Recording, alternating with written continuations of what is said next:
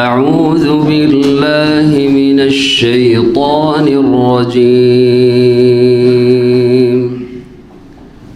بسم الله الرحمن الرحيم.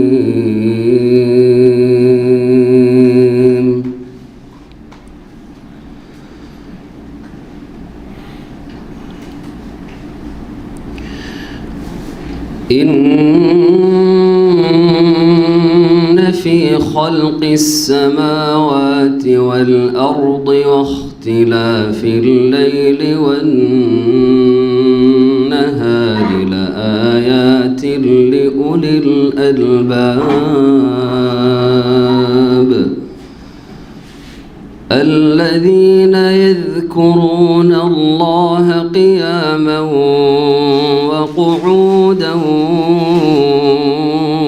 وعلى جنوبهم ويتفكرون في خلق السماوات والأرض ربنا ما خلقت هذا باطلا سبحانك ربنا ما خلقت هذا باطلا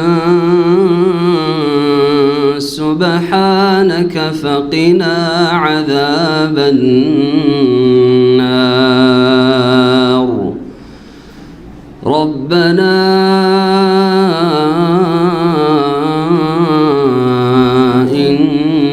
إنك من تدخل النار فقد أخزيته وما للظالمين من أنصار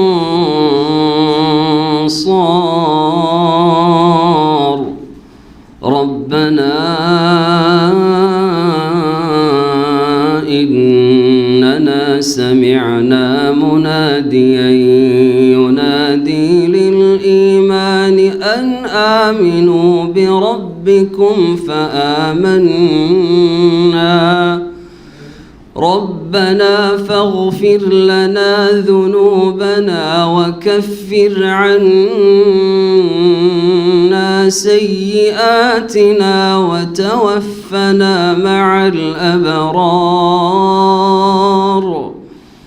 ربنا وآتنا ما وعدتنا على رسلك ولا تخزنا يوم القيامة إنك لا تخلف الميعاد فاستجاب لهم ربهم أني لا أضيع عمل عامل منكم من ذكر أو أنثى بعضكم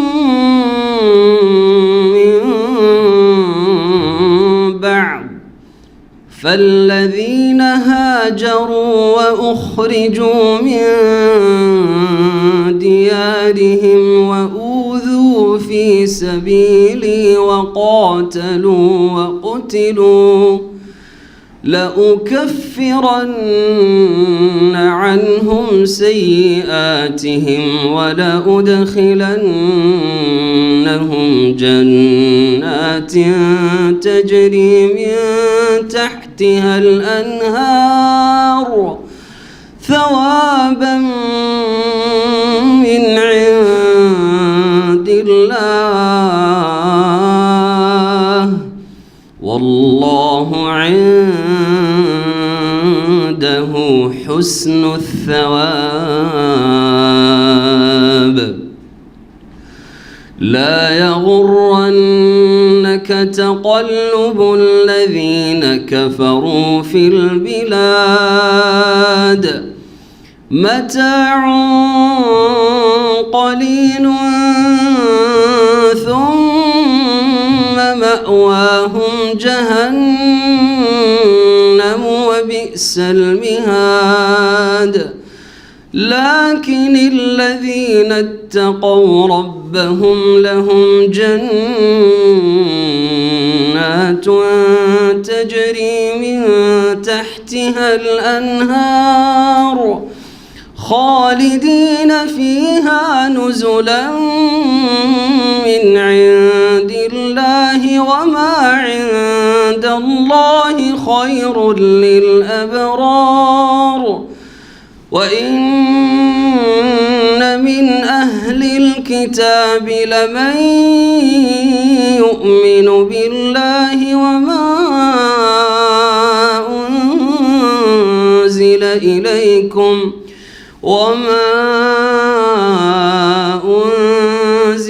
إليهم خاشعين لله لا يشترون بآيات الله ثمنا قليلا أولئك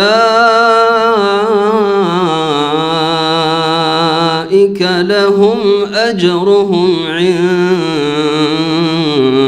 ربهم إن الله سريع الحساب يا أيها الذين آمنوا اصبروا وصابروا ورابطوا واتقوا الله لعلكم تفلحون. السلام عليكم ورحمة الله وبركاته. إن الحمد لله نحمده ونستعينه ونستغفره ونعوذ بالله من شرور أنفسنا ومن سيئات أعمالنا من يهده الله فلا مضل له ومن يضلل فلا هادي له وأشهد أن لا إله إلا الله وحده لا شريك له وأشهد أن محمدا عبده ورسوله صلى الله تعالى عليه وعلى آله وصحبه وسلم تسليما كثيرا. أما بعد فقد قال الإمام البخاري رحمه الله تعالى باب الصلاة في القميص والسراويل والتبان والقباء. قال حدثنا سليمان بن حرب قال حدثنا حماد بن زيد عن أيوب عن محمد عن أبي هريرة قال قام رجل إلى النبي صلى الله عليه وسلم فسأله عن الصلاة في الثوب الواحد فقال أو كلكم يجد ثوبين؟ ثم سأل رجل عمر فقال إذا وسع الله فأوسعوا. جمع رجل عليه ثيابه صلى رجل في إزار ورداء في إزار وقميص في إزار وقباء في سراويل ورداء في سراويل وقميص في سراويل وقباء في تبان وقباء في تبان وقميص قال وأحسب قال في تبان ورداء. সম্মানিত দিনী ভাতৃমণ্ডলী, আল্লাহ রাব্বুল আলামিনের প্রশংসা এবং রাসূলুল্লাহ সাল্লাল্লাহু আলাইহি ওয়াসাল্লামের সালাতু সালামের পর আজ জুমাবার 14ই রবিউস সানি 1443 হিজরি মোতাবেক 19 নভেম্বর 2021 আমাদের ধারাবাহিক আলোচনা সহিহুল বুখারীর অধ্যায় হচ্ছে বা পর্ব হচ্ছে সালাতের পর্ব নম্বর 4। ইমাম বুখারী রাহিমাহুল্লাহর কিতাবের অধ্যায় নম্বর বাব নম্বর হচ্ছে 9, হাদিস নম্বর হচ্ছে 365। বর্ণনাকারী আবু হুরায়রা রাদিয়াল্লাহু তাআলা আনহু। অধ্যায় কি বলছেন ইমাম বুখারী রাহমাতুল্লাহি আলাইহি তা দেখা যাক। সালাত সম্পর্কীয় বিষয়ে বলছেন বাবু সালাত ফিল কামিস। এই অধ্যায় হচ্ছে সালাত আদায় করা জামা পরিধান করে। কামিস, জামা কামিস কাকে বলে?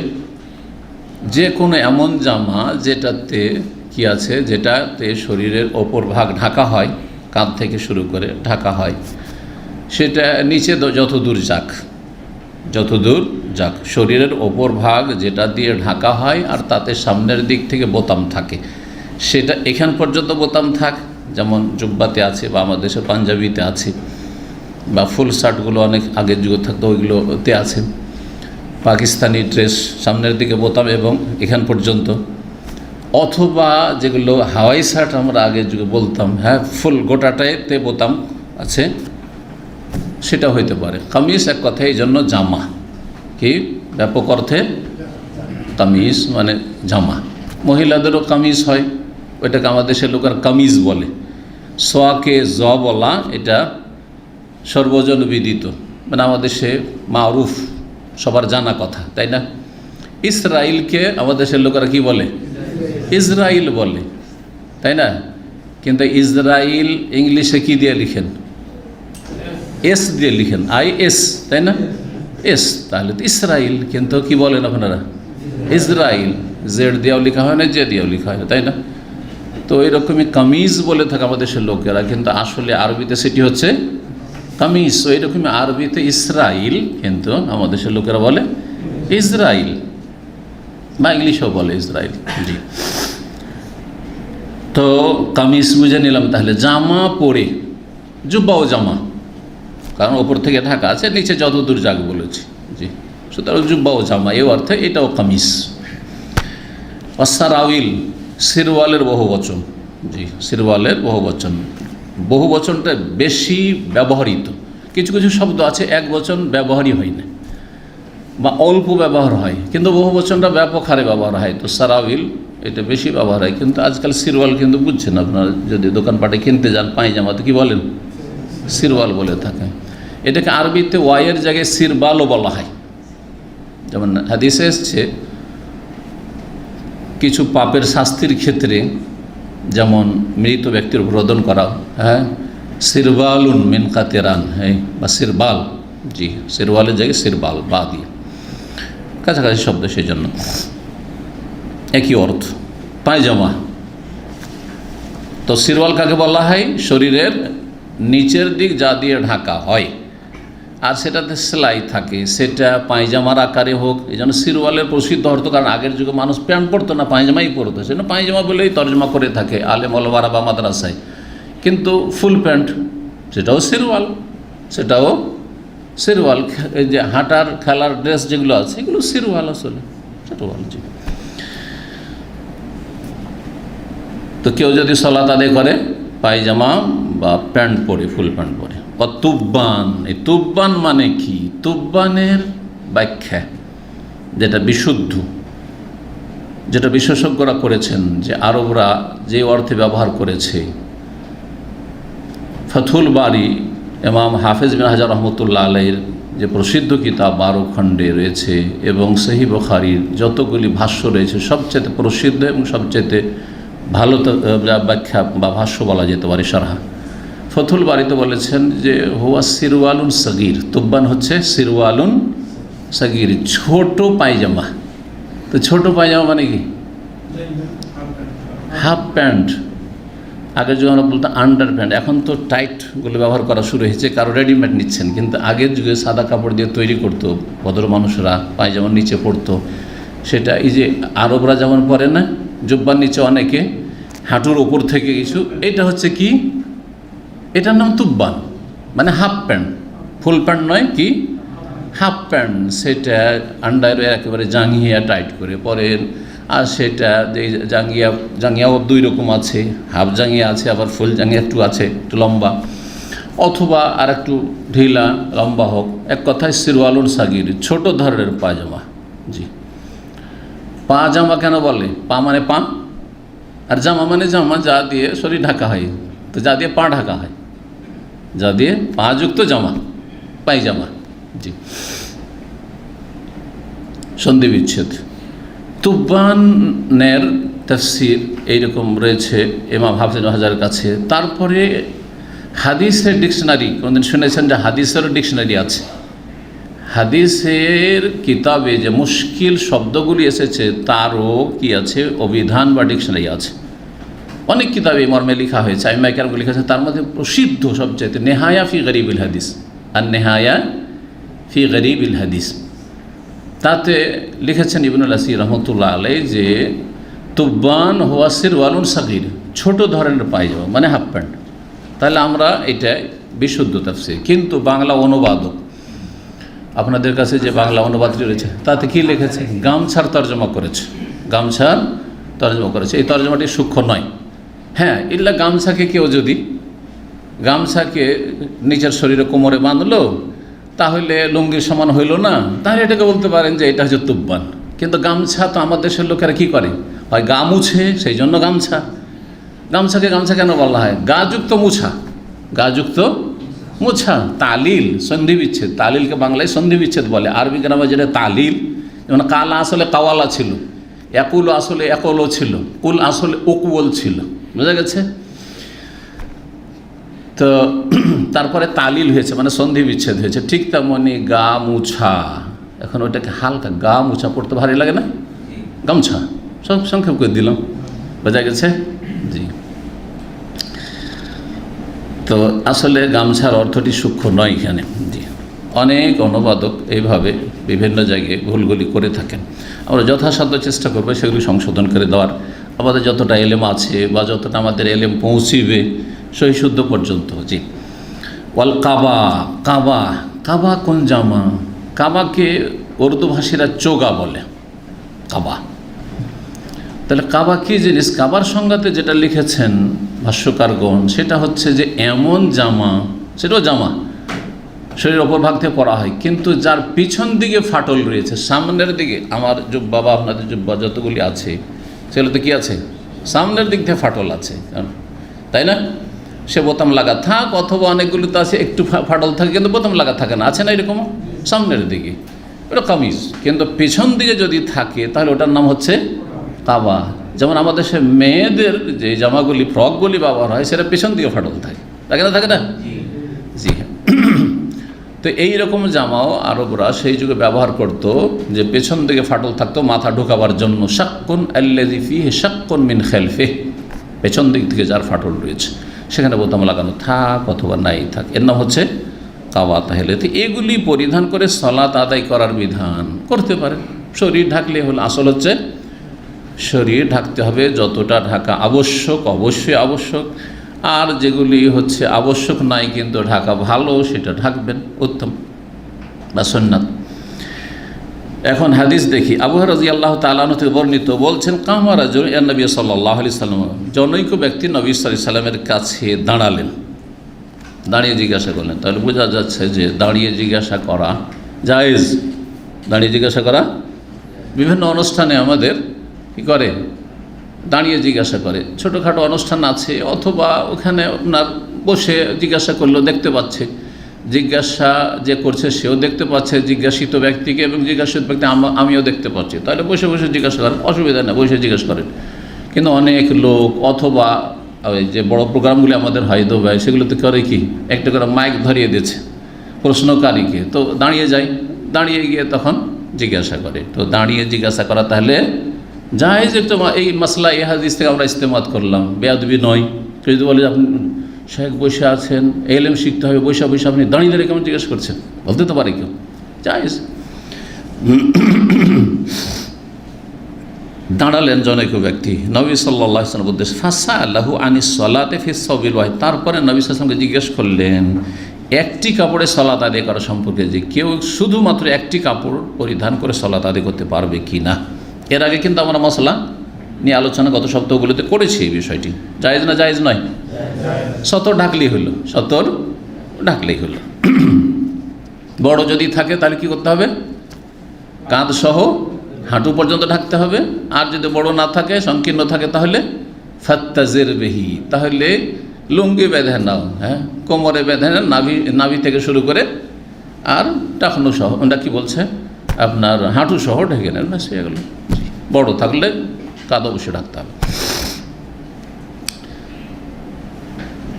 নবী সাল্লাল্লাহু আলাইহি ওয়াসাল্লাম কি বললেন? একটি কাপড়ে সালাত আদায় করা যাবে না যাবে না, এই প্রশ্নের উত্তরে বললেন আওয়াকুল্লুকুম ইয়াজিদু সাওবাইন, আচ্ছা তুমি যে প্রশ্ন করছো, তো তোমাদের প্রত্যেকের কাছে কি দুই কাপড় আছে?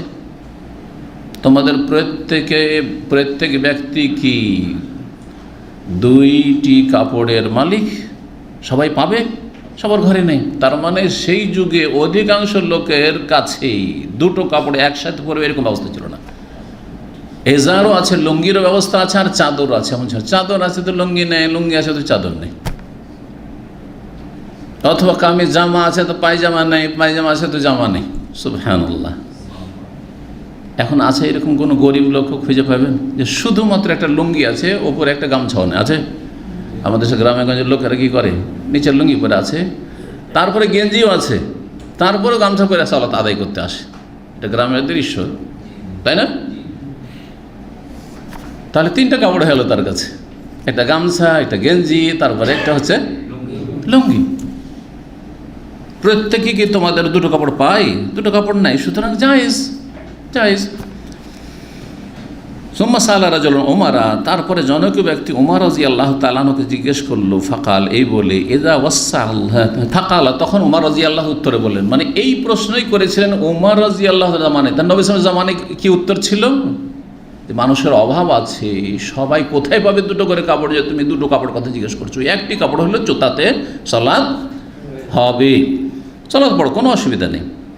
কিন্তু উমর রাদিয়াল্লাহু তাআলা আনহুর জামানায় সচ্ছলতা চলে এসছে, অধিকাংশ মানুষ অভাবমুক্ত হয়ে গেছে, বাইতুল মাল থেকে যথেষ্ট ধন সম্পদ দেওয়া হচ্ছে, বিতরণ করা হচ্ছে, জিহাদ ফি সাবিলিল্লাহ, গানিমত আর ফাইয়ের ধন সম্পদ আর খারাজ, বিভিন্ন রকমের জিজিয়া, বিভিন্ন রকমের ইনকাম সোর্স রয়েছে। দেশে তেমন কোনো গরিব লোক নেই, গরিব লোক থাকলে তার সরকার খরচ চালাচ্ছে, ভাতা দিচ্ছে। আজকে ইউরোপ, আমেরিকা, পশ্চিমা দেশে যারা বেকার, তাদের বেকার না খেয়ে মরে না, তাদের খাওয়া দাওয়া, বাসার ব্যবস্থা দেওয়া।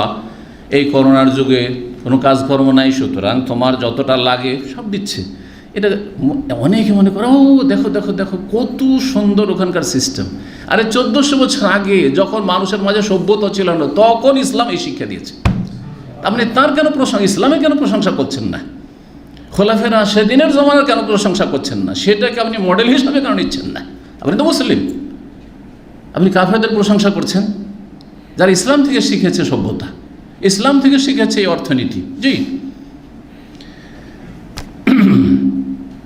ওমর রাদিয়াল্লাহু তাআলা আনহুকে যখন জিজ্ঞাসা করা হইল কি কোনো ব্যক্তি এক কাপড়ে কি সালাত আদায় করতে পারবে, বললেন উত্তরে তিনি, এযা ওয়াসাল্লাহু ফাউসেউ, যখন আল্লাহ রাব্বুল আলামিন সঙ্গতি দিয়েছেন, মানে আল্লাহ তোমাদের রেজেককে প্রশস্ত করেছেন। ওয়াসা মানে প্রশস্ত করা, সঙ্গতি, আর্থিক সঙ্গতি। তোমাদের আল্লাহ যখন এই আর্থিক সঙ্গতি দিয়েছেন বা সচ্ছলতা দিয়েছেন, ফাউসেউ, সুতরাং তোমরাও সচ্ছলভাবে খরচ করো। আরে দুটো চারটা কাপড় আছে তো কেন একটা কাপড়ে সালাত আদায় করবে? তাহলে বোঝা যাচ্ছে আজকালকার জামানায় কেউ একেবারে নিম্নমানের কাপড়ে সালাত আদায় করবে, এটা পছন্দনীয় না, জায়েজ কিন্তু পছন্দনীয় না। কারণ ভালো ভালো কাপড় আছে, আমার এই রকম কাপড় আছে তো আমি লুঙ্গি পরে কেন মসজিদে যাব, তাই না? আমার কাছে জুব্বা আছে তো আমি গেঞ্জি গায়ে দিয়ে আর গামছা গায়ে দিয়ে কেন সালাত আদায় করবো? বুঝতে পারছেন না? এই যে অবস্থা আল্লাহ, যখন আল্লাহ তোমাদের আর্থিক সঙ্গতি দিয়েছেন বা সচ্ছলতা দিয়েছেন, ফাউসু, তোমরা প্রশস্ত করো নিজের জীবনটাকে, আর্থিক সচ্ছলতা প্রকাশ করো যে আল্লাহর নিয়ামত, আল্লাহ শুকরিয়া আদায় করছি। কিন্তু সেটা একটা সীমার মধ্যে থাকতে হবে। এমন নয় যে আমার টাকা আল্লাহ আমাকে দিয়েছে, আমার ছেলে মেয়েকে আমি কিনে দিচ্ছি, আমার ছেলে মেয়েকে ভালো ভালো খাওয়াচ্ছি, অসুবিধাটা কি? অথচ পাশের লোক খেতে পায় না। বর্তমান পরিস্থিতি এরকম, একটা পয়সা আল্লাহর রাস্তায়, মানুষ চিকিৎসা পাচ্ছে না, মানুষ মরে যাচ্ছে চিকিৎসা ব্যাঘাত, মানুষ আপনার না খেয়ে মরে যাচ্ছে, মানুষের শীতের বস্ত্র নেই, আর আপনার বাড়িতে প্রতি বছরে আর প্রতি ঈদে বস্ত্রের শেষ নেই, আপনার কোথায় রাখবেন জায়গা পাচ্ছেন না, এক এক বাচ্চার পোশাক। নাজায়েজ কাজ এগুলো, এটা চলবে না। দেখতে হবে যে আপনার জীবনে 3টে স্তর রয়েছে মানুষের প্রয়োজন মেটানোর, 3টে স্তর। একটা হচ্ছে জরুরিয়াত, সবসময় রাখবেন, মানে একবারে জরুরি, সেটা অবশ্যই করতে হবে। আমার জন্য কতটা জরুরি? 2টো লুঙ্গি জরুরি মোটামুটি। আজকালকার জামানায় 2টো লুঙ্গি না হলে একটাই চলতো, কিন্তু একটা বললাম না, 2টো লুঙ্গি আমার জন্য জরুরি, কিন্তু 3টি না, জরুরি না। 4টি 5টি আমার লুঙ্গি থাকা কোনো জরুরি নয়। জরুরিয়াত হচ্ছে 2টো লুঙ্গি, জুব্বা 2টো জরুরি মোটামুটি, ঠিক না? এইগুলো একটা অথবা 2টা ধরেন জরুরি। স্যান্ডেল মোটামুটি চলার মতো একটা স্যান্ডেল জরুরি, আমার 2টো 3টা স্যান্ডেল থাকতে হবে। চলেন আর একটু বাড়িয়ে বললাম, শীতকালের জন্য একটা জুতা, একটা স্যান্ডেল, এটা জরুরি বলতে পারেন আজকালকার জামানা হিসাবে, ঠিক কিনা? কিন্তু যদি 4টা 5টা হয়, এক একটা জুতা 500 রিয়াল, হ্যাঁ, এক একটা জামা আপনার 250-300 রিয়াল, অথচ আশেপাশের লোকের খেতে পাচ্ছে না, আশেপাশের লোকের বস্ত্র নেই, বাড়ির নেই, গৃহহীন, জায়েজ না? না, মোটেই না। এমন মুসলিম হওয়া উচিত নয়। আর আপনি ফাস্টফুড খাওয়াচ্ছেন, ছেলে মেয়েদেরকে ভালো ভালো হোটেল নিজে খাওয়াচ্ছেন, না না, এটা একজন মুসলিমের চরিত্র নয়। তো কি বললাম, জরুরিয়াত, জরুরিয়াত অবশ্যই করুন আপনি। আচ্ছা, আজকালকার যেমন একটা মোবাইলও জরুরি, মোবাইল জরুরি, যার শুধু টেলিফোন করতে হয়, রিসিভ করতে, তার জন্য ছোটো মোবাইলই যথেষ্ট, এটি জরুরি, দরকার নেই যে এই ফোন লাগবে। কিন্তু যার না আরও কিছু, আমার হোয়াটসঅ্যাপ, ইমো আরও কিছু লাগে, তখন এরকম একটা স্মার্টফোনের প্রয়োজন, এটাও জরুরি বলবো। কিন্তু সেটা ধরেন 1000-1200 রিয়াল পাওয়া যাচ্ছে, 5000ও আছে, 3000ও আছে। 3000টা জরুরি, মোটেই জরুরি না। তাহলে দ্বিতীয় যে স্তরটি জরুরি অবশ্যই করুন, তারপরে দ্বিতীয় স্তর যেটা সেটা হচ্ছে হাজিয়াত। জরুরিয়াতের পরে হাজিয়াত, প্রয়োজন কিন্তু জরুরি না, প্রয়োজন কিন্তু জরুরি না। মাঝে মাঝে টেলিফোনটা একটু হ্যাং হয়ে যায়, ডিস্টার্ব করে, কিন্তু কাজ চলে যাচ্ছে, ঠিক আছে, একটু প্রয়োজন আরেকটু ভালো মডেলের ফোন, ঠিক আছে। মাঝে মাঝে এরকম একটা কাপড়ের বা এরকম ধরনের প্রয়োজন হয়ে যায়, মাঝে মাঝে বাসাতে এই ধরনের কিছু প্রয়োজন হয়ে যায়, তাহলে সেটা হাজিয়াত। যদি আল্লাহ সচ্ছলতা দেন, সচ্ছল, আর আশেপাশে এখন না খেয়ে মানুষ মরে যাচ্ছেন না, তারাও চলছে কিন্তু অভাবী আছে, তাহলে আপনার প্রয়োজনগুলি পুরা করুন, প্রয়োজনগুলি পুরা করুন, হাজিয়াত এটা। তৃতীয় স্তর যেটা সেটা হচ্ছে কামালিয়াত, জীবনের পূর্ণতা, একদম পারফেক্ট। সবাই যেরকম খুব ভোগবিলাসের জীবনযাপন করছে ওই রকম আমি আমার ছেলেমেয়েরও ভোগবিলাসের জীবনযাপন করুক না, এটা মোটেই পছন্দনীয় না। আজকাল অধিকাংশ মুসলিম, অমুসলিমদের কথা বাদ দেন, অধিকাংশ মুসলিম কামালিয়াতের পিছনে ছুটেছে। কামালিয়াতের মধ্যে হচ্ছে ভালো ভালো আতর রাখা, সুগন্ধি, ভালো ভালো স্প্রে, ভালো ভালো ক্রিম, দামি দামি, আর তো কত রকমের তেল আর মেকআপের ব্যবস্থা। আর কামালিয়াতের মধ্যে হচ্ছে যে একটা আমার একদম নতুন মডেলের আইফোন থাকতে হবে, না হয় আপনার গ্যালাক্সি থাকতে হবে, সেগুলো নতুন নতুন যেগুলো আসছে এগুলো কামালিয়াত। আজকাল যেসব মহিলারা চাকরি করে তাদের পয়সা দিয়ে কোনো পরিবারের ভরণ পোষণ হয় না, ইল্লা মাশাআল্লাহ। পুরুষরাও খানিকটা ওইদিকে ছুটেছে, কিন্তু মহিলাদের বিশেষভাবে যে যে চাকরি বাকরি আর ইনকাম যেগুলো, সেই দিয়ে কি হচ্ছে, শুধু এই কামালিয়াত তারা করে থাকে। দামি দামি পারফিউম, দামি দামি এই সেই, দামি দামি হোটেলে খাওয়া দাওয়া, চল আজকে অমুক হোটেলে একটা শুনেছি খুব ভালো খাবার হয়, চল একটা নতুন একটা ওখানে খুলেছে খুব ভালো খাবার, খুব টেস্টি, চল ওখানে চল, ওখান থেকে অর্ডার কর। আরে এখান থেকে খোবারে হাঙ্গার স্টেশনে যারা কাজ করে, হ্যাঙ্গার নাই 30 টাকা, কথা বোঝা গেছে। আর যেই কফিটা খাবে বা যে চাটা খাবে অথবা এই ধরনের কোনো খাবার, সেটার দাম হচ্ছে 10 টাকা। ওয়াল্লাহ শুনেছি, 10 টাকার জিনিস 30 টাকা প্লাস দিয়ে 40 টাকা খায়।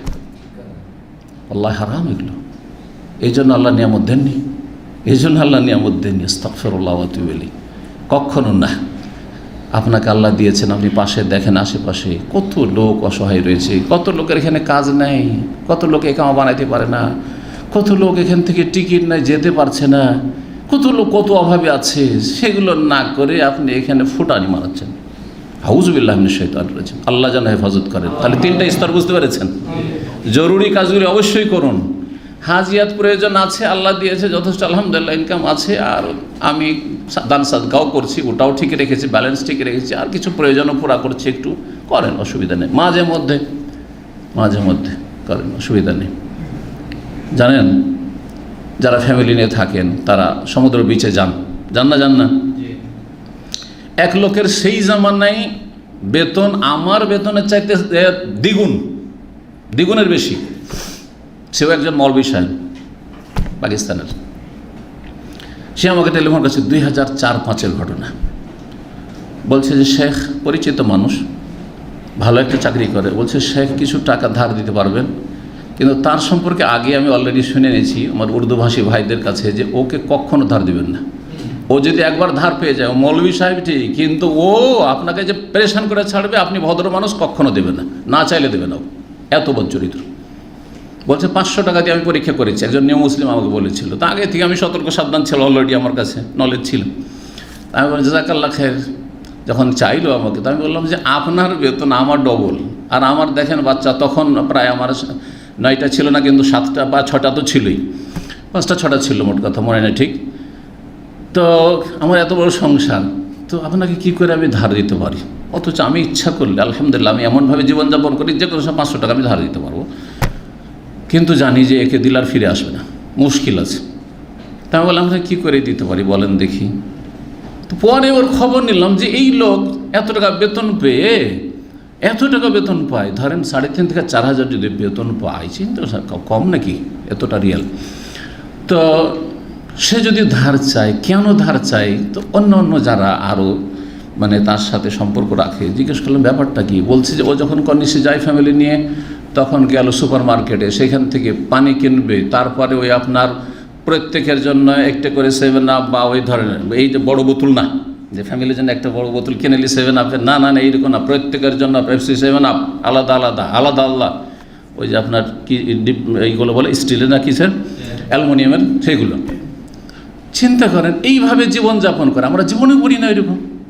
যদি নিয়ে একটা বড় লাবান নিলাম, প্রত্যেকের জন্য আলাদা আলাদা নয়, একটা বড় কিছু নিয়ে এলাম, অথবা নিলাম না, বাসা থেকে কিছু তৈরি করে নিয়ে গেলাম, বাসার নাস্তা করলাম, বোঝা গেছে। ভালো ওই রকম হোটেলে যাওয়ার কোনো প্রয়োজন করে না, আমরা বাসায় তৈরি করে খাবো। জি, যেটা 5 রিয়ালে তৈরি হবে বাসাতে, সেটা ওখানে আমাকে 25, 30, 50 রিয়াল লাগবে বাইরে হোটেলে, ইত্যাদি। দেখেন তৌফির এটাকে বলা হয়। তো দেখেন মানুষ নিজে অভাব তৈরি করে নেয়। তো এইরকম চরিত্র ভালো না, আল্লাহ যেন বুঝার তৌফিক দান করেন। জি, কথা অন্যদিকে গেছে, কিন্তু কিসের জন্য জরুরি আপনাদের লাইফে, কারণ অনেকে চলতে জানে না, অনেকে খরচ করতে জানে না, অনেকে গরিবদের দেখাশোনা করেন না, শুধু নাফসি নাফসি করতে থাকে জাহান্নামের মতো, খালি হালমিম মাজিদ হালমিম মাজিদ, আর কোথায় পয়সা আছে, আর কোথায় পয়সা আছে, আর কোথায় পয়সা আছে। জি, এই কারণে শুধু। তো ওমর রাদিয়াল্লাহু তাআলা জামানায় যখন আল্লাহ রাব্বুল আলামিন নিয়ামতের দ্বারকে প্রশস্ত করলেন, তখন তিনি বললেন যে আল্লাহ দিয়েছেন, সুতরাং এক কাপড়ে না 2 কাপড়ে পরো, কেন এক কাপড়ে তোমরা সালাত আদায় করবে। বলছেন যে জামা রাজুলুন আলাইহি সিয়াবাহু, নবী সাল্লাল্লাহু আলাইহি ওয়াসাল্লামের আমলে যেই অভ্যাসটা ছিল বা যে জীবনযাপনটা ছিল, জীবনের মান ছিল, কোন ব্যক্তি নিজের একটি কাপড় শরীরে জড়িয়ে নিত। জামা আলাইহি সিয়াবাহু মানে এটি, কিন্তু অনেক অনুবাদকরা ভুল করেছে। একটা কাপড় দিয়ে গোটা শরীর ঢাকতে হবে, কাঁধ থেকে শুরু করে হাঁটু পর্যন্ত শরীরে জড়িয়ে নিত। জামা মানে ইলতাহাফা। আবার কেউ ছিল যার কাছে 2টো কাপড় আছে, কিন্তু কি ধরনের 2টো, সাল্লা রাজুলুন ফি ইজারিন ওয়া রিদাইন, কোন ব্যক্তি সালাত আদায় করতো একটি লুঙ্গি একটি চাদর, লুঙ্গির নিচে আর উপরে একটা চাদর, এহরামের কাপড়। আমাদের দেশের মানুষরা মনে করে এহরামের কাপড় শুধু এহরামে ব্যবহার করবেন। কত লোক যে মাসলা জিজ্ঞাসা করে, উমরা করে চলে এসেছি, এখন এক্সিট চলে যাবো, তো কাপড়টা কি করব। আপনি নিয়ে যান দেশে, নিয়ে যাওয়ার পরে বেডশিট বানান, না হলে আপনার পাঞ্জাবি বানিয়ে নেন, না হলে আপনি ওটাকে চাদর করে ব্যবহার করেন, গামছা করে ব্যবহার করেন, যা ইচ্ছা তাই করে ব্যবহার করেন। মানুষ মনে করে এত পবিত্র কাজ করেছি, হজ উমরা করেছি, আমি এহরামের কাপড় দিয়ে এটা আবার অন্য কাজে ব্যবহার করব। তো এহরামের কাপড়ই আছে আপনার কাছে, ওইটি দিয়ে আপনার চলবে, কেন চলবেন না। আবার কেউ ফি এজারিন ও কামিসিন, লুঙ্গি আছে আর জামা আছে, লুঙ্গি আছে একটা, আর একটা আছে হাফ শার্ট আছে। জি হ্যাঁ, ফি এজারিন ও কাবা, কারো কাছে লুঙ্গি আছে আর একটা কাবা আছে। কাবা কি বললাম, এমন জামা যার পেছন দিকে মাথা ঢুকানোর জন্য একটু ফাটল আছে, খোলা আছে, এইরকম। ফি সারাউইল ও রেদা, আবার কেউ সালাত আদায় করতো কি, সে একটা সিরওয়াল পায়জামা আছে, ও রেদা আর একটি চাদর, নিচে পায়জামার ওপরে একটা চাদর আছে, গামছা আছে। ফি সারাউইল ও কামিজ, আবার কারো কাছে পায়জামা আছে আর একটা জামা আছে। ফি সারাউইল ও কাবা, কারো কাছে পায়জামা আছে আর একটা ওপরে কি আছে, কাবা আছে, মানে এমন জামা যার পেছন থেকে ফাটল আছে। ফি তুব্বানিন ও কাবা, আবার কারো কাছে একটা হাফ প্যান্ট আছে, ওয়াকাবাইন আর একটি জামা আছে যেটা পেছন দিক থেকে ফাটল। হাফ প্যান্ট যদি এতটা থাকে যেটাতে টাকনা বারবার আসছে, হাঁটু পর্যন্ত ঢেকে যাচ্ছে, তাহলে যথেষ্ট। আর না হলে সেই কাবাটায় ধরেন জুব্বার মতো আছে, একটা হাফ প্যান্ট নিচে আছে, আর সেই যে কাবা বা জুব্বা সাইজের পেছন দিক থেকে ফাটল, সেটা লম্বা এমন আছে, যেমন আমাদের দেশের পাঞ্জাবি, কোনো বাংলাদেশি পাঞ্জাবি কিন্তু খুব লম্বা লম্বা, ও জুব্বার কাছাকাছি, হ্যাঁ জুব্বার কাছাকাছি। জি হ্যাঁ, কোনো অসুবিধা নেই, বাস সাইড থেকে ফাটল, এটা সমস্যা। আবার কারণ এদিক থেকে খুলে যাবে তো, যদি নিচে কিছু না থাকে তো। এই জন্য আবার বাংলাদেশে ওই আপনার একটু উঁচা করে যে জুব্বা সাইজের, এখানকার জুব্বা হচ্ছে টাকনার কাছাকাছি পর্যন্ত, কিন্তু দেশে কিছু কিছু এলাকায় আছে যেগুলো কি পড়ে পাঞ্জাবের মতো 2 সাইডে ফাটল থাকে না। আবার একটা রহস্য বাংলাদেশের ট্র্যাডিশনে শুনেছি যে আলিয়া মাদ্রাসার লোকেরা পাঞ্জাবি পরে, শুনেছেন না শোনেন নাই? আর কওমি মাদ্রাসার লোকেরা পাঞ্জাবিকে ঘৃণা করে, মানে 2 সাইডে ফাটলওয়ালা জামাকে, পাঞ্জাবিগুলোকে ঘৃণা করে, বুঝে এগুলো চলবে না, তো কী করতে হবে, ঘেরা থাকতে হবে ওই জুব্বার মতো করে। জি হ্যাঁ, এগুলো ওদের চিন্তাধারা শুধু, এগুলোর শরীয়তে কোনো স্থান নেই। তবে হ্যাঁ, পায়জামা যদি না থাকে, জুব্বা যদি এই ফাটলটা না থাকে, তাহলে অতি কিন্তু সালাত পড়া যেত। কিন্তু ধরেন আপনার ফাটল থাকলে লজ্জাস্থান খোলার ভয় আছে, যদি নিচে কিছু না থাকে, সুতরাং তখন পায়জামা জরুরি অথবা লুঙ্গি জরুরি হয়ে যাবে, এই পার্থক্য আছে। এমনিতে শরীয়তে কোনো পার্থক্য নেই। কাপড়ের উপর কাপড় আছে, সে ফাটলওয়ালা পাঞ্জাবি পরেন অথবা জুব্বা সাইজের পরেন, যা ইচ্ছাতেই পরেন, অসুবিধা কি, যেহেতু সতর ঢাকা আছে।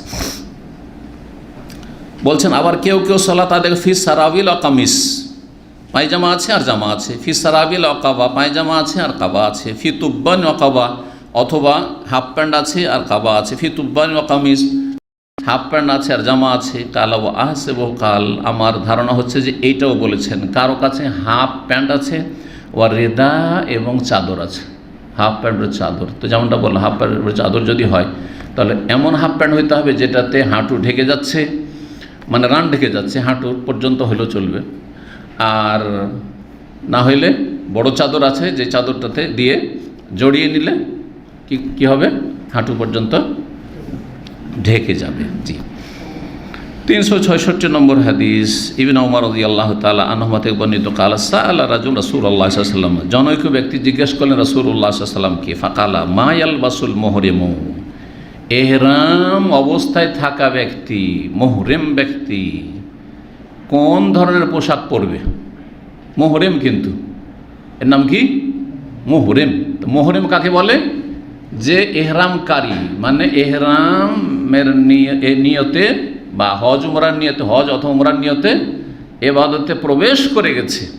মুহরিম এই অবস্থায় কি পোশাক পরবে? পুরুষ ব্যক্তি। মহিলাদের জন্য যে কোনো পোশাক জায়েজ, যে কোনো পোশাক জায়েজ, শুধু হাত মোজা পরবে না, হাদিস আছে ওয়ালা তালবাসুল কুফাজাইন। আর কি করবে না? যদি বেগানা পুরুষ না থাকে তাহলে চেহারা ঢাকবে না। ওয়ালা তানতাকিবুল মারআতুল মুহরিমা, এহরামকারিনী মহিলা নেকাব বাঁধবে না যাতে চোখের উপর ফাটল রয়েছে। কিন্তু বেগানা পুরুষ আজকাল প্রায় সব জায়গায় থাকছে আর কাছাকাছি থাকছে, নজরে আসবে, সুতরাং চেহারা খুলে বেহায়া বেপর্দা এহরামের অবস্থায় থাকবে না। যেমন কিছু অজ্ঞ লোকেরা ভুল বোঝার কারণে বা অজ্ঞ মহিলারা এরকম করে যে আমি এহরাম করি সুতরাং চেহারা ঢাকা যাবে না, আর নিজেও ফিতনায় পড়ছে, অন্যদেরকে ফিতনায় ফেলছে। নিজে যদি ফিতনায় নাও পড়ে, কারণ এবাদতে আছে, অন্যরা তার জন্য ফিতনায় লিপ্ত হচ্ছে, ফিতনার কারণ হচ্ছে, হারাম না যায়। জি, মা আয়েশা রাদিয়াল্লাহু তাআলা আনহা সেই সহিহ বুখারী হাদিস এই ক্ষেত্রে আমাদের জন্য দিক নির্দেশনা দিচ্ছে। তা হচ্ছে যে আমরা যখন এহরামের অবস্থায় থাকতাম মুহরিমাত, আর যখন কাফেরা লোকেরা আমাদের কাছাকাছি চলে আসতো, এখন দেখতে পাবে আমাদের চেহারা, তখন কি করতাম? সাদালাত এহদানা জিলবাবাহা, আমাদের মহিলারা নিজের বড় ওড়না বা বড় চাদরকে মুখমণ্ডলের উপর কী করতো? ঝুলিয়ে নিত, লটকিয়ে নিত। তাহলে মুখমণ্ডল ঢাকতে হবে, তবে বেঁধে রাখবেন না, আর ওই ফাটলওয়ালা রাখবেন না, ঝুলিয়েলেন কোনো একটা পাতলা কাপড় দিয়ে বা ওড়না দিয়ে।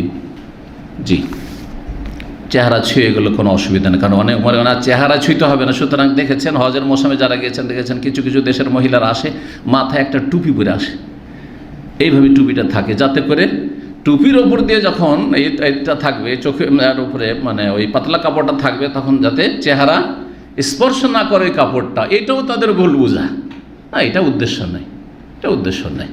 মহিলাদের আসল এহরাম চেহারাতে, সুতরাং চেহারার ওপর এমন ছোট কাপড় বেঁধে রাখবে না যেটাতে নেকাব, নাকব মানে ছিদ্র, নাকবুন মানে হচ্ছে ছিদ্র, তো চোখের উপরে ছিদ্র, এখানে একটা ফাটল, এখানে একটা ফাটল, অথবা এই ফাটল আছে, এইরকম কাপড় পরবে না।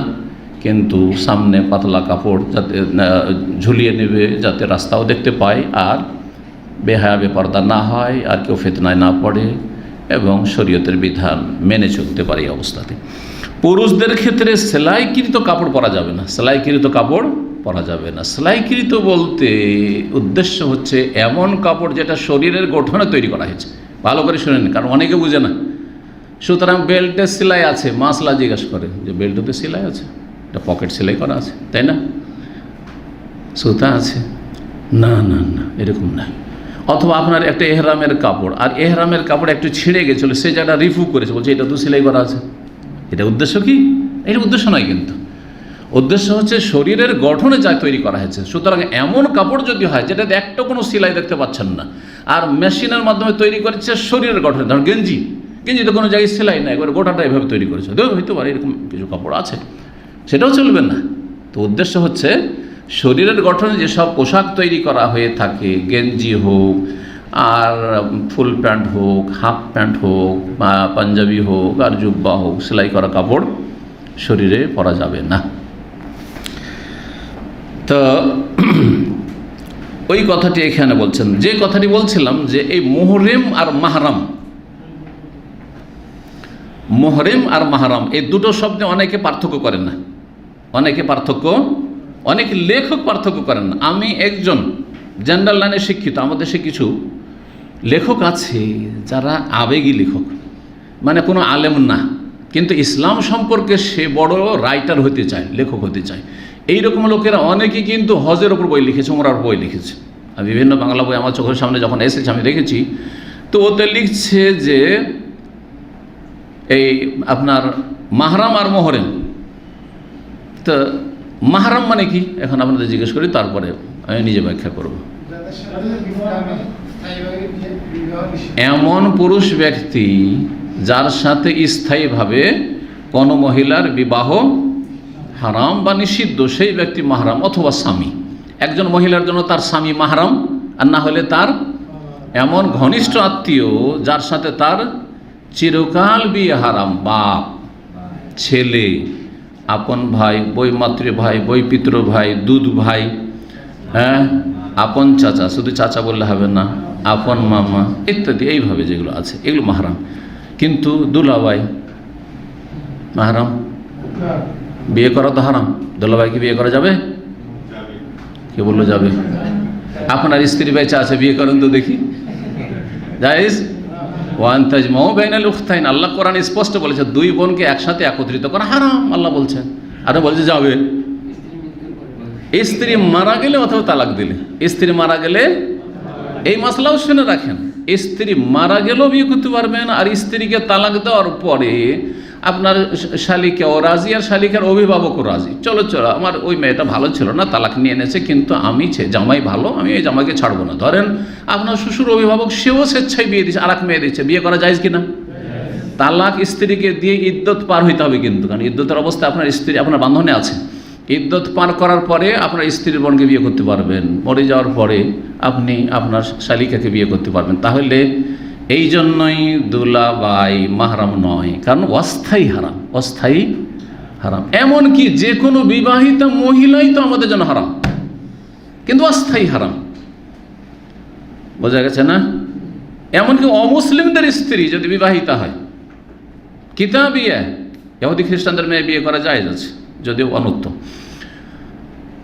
কিন্তু যদি বিবাহিতা হয়, যাই তোমার স্বামী, ওটা তো অমুসলিম, চলো তোমাকে বিয়ে করে নি না। ও যদি মুসলিম হয় তখন আলাদা, মুসলিম হয় নাই আর ও আহলে কিতাব হয়ে আছে, খ্রিস্টান হয়ে আছে, আর ওকে বিয়ে করছেন, বলছে যে বাদ দে, চল আমার সাথে, জায়েজ না।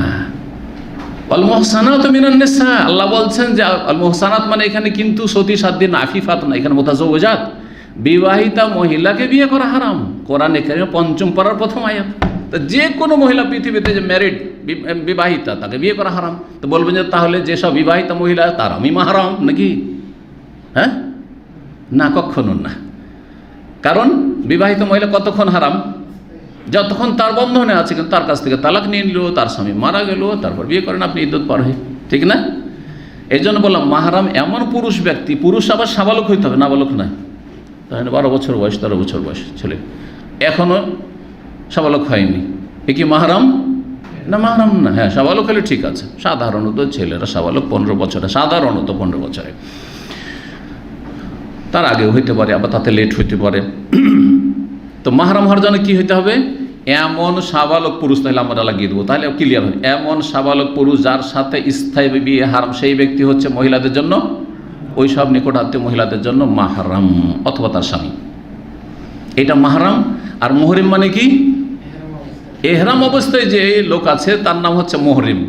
কিন্তু ওই লেখক লিখছে যেই ব্যক্তি মানে মাহরাম, মাহরাম লিখছে মুহরিম ছাড়া কেউ সফর করতে পারবে না। বলছে হজের যাওয়ার জন্য একটা মাসলা লিখছে, ওই হজের কিতাবে লিখছে সেই লেখক। জেনারেল লাইনের লেখকরা কি করে দেখেন, বলছে যে মুহরিম ছাড়া কেউ সফর করতে পারবে না কোনো মহিলা।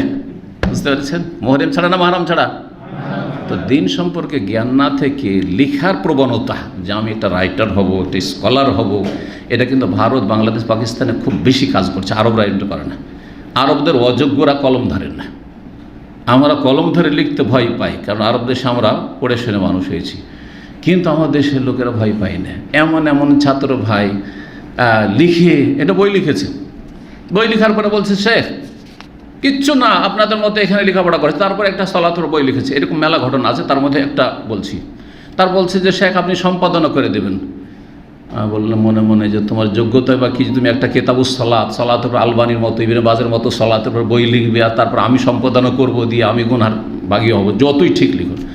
বইটা যাই হোক, তার কথাটা আমি পড়ে দেখলাম সব জোড়াতালি, সবগুলি কি জি কাসওয়া লাস্ক, মানে কপি অ্যান্ড পেস্ট।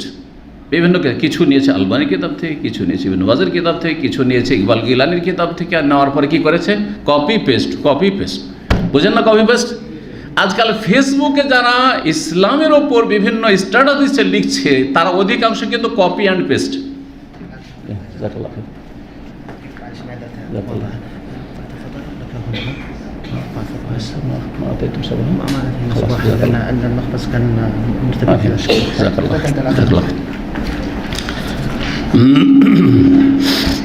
কি বলছিলাম? আলোচনা শেষে একটি বিষয় আছে, মনে করিয়ে দেবেন যে উনি কী বলেছেন, নাহলে বলে যাব, আর এখন বলবো না। তো যাই হোক, কি বলছিলাম বিষয়টি,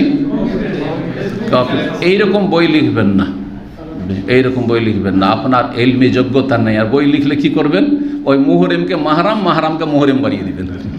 কথা বলছেন?